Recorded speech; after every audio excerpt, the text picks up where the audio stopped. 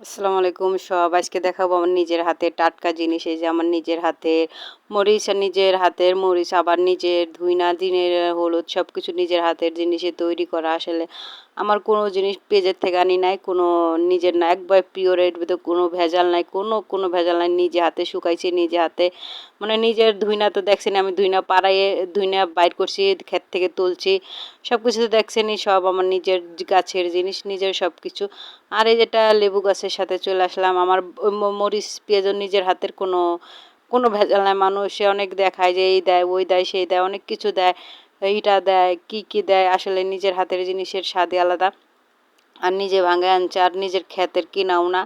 আর এই যে আমার বাগান, আমার গাছের একটা লেবু গাছ শেয়ার করতেছে। আসলে ওই লেবু গাছটার উপর অনেক ঝড়ঝাপটা গেছে, মানে গাছ অর্ধেকই কাইটে ফেলানো হয়েছে, বাসায় বাড়িতেও কাজ চলতেছে। আসলে লেবু গাছে একবার এইদিকে দই, একবার এইদিকে থই, একবার এইদিকে বান্ধে, অনেক ধরনের লেবু গাছটার উপরে হয়েছে। আর গাছ তো অর্ধেকই কাইটে ফেলাইছে, 3 ভাগের 2 ভাগই লেবু গাছ কাইটে ফেলাইছে।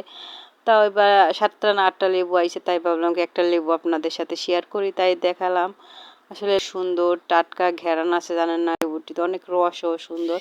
টাটকা জিনিস স্বাদই আলাদা, সবাই জানে, মজাই আলাদা। তাই এই দেখেন কুসে মাসাল্লাহ দিলে কত সুন্দর লেবু, দেখে। এখন এই লেবুটা দিয়ে শরবত বানাবো না কি বানাবো, আসলে খাবো, গরম লাগতেছে। গাছ থেকে টাটকা টাটকা লেবু